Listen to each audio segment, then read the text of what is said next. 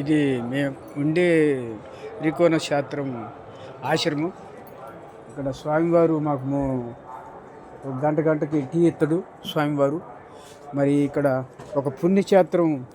స్వామివారు మాకు 3 పూట్ల భోజనం పెట్టిండు.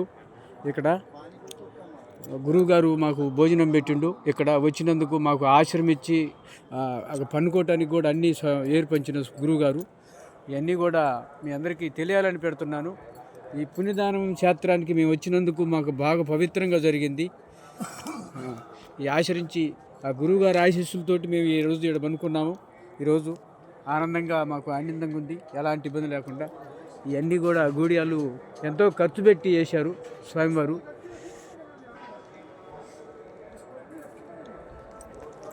జై శ్రీరామ్, జై శ్రీరామ్.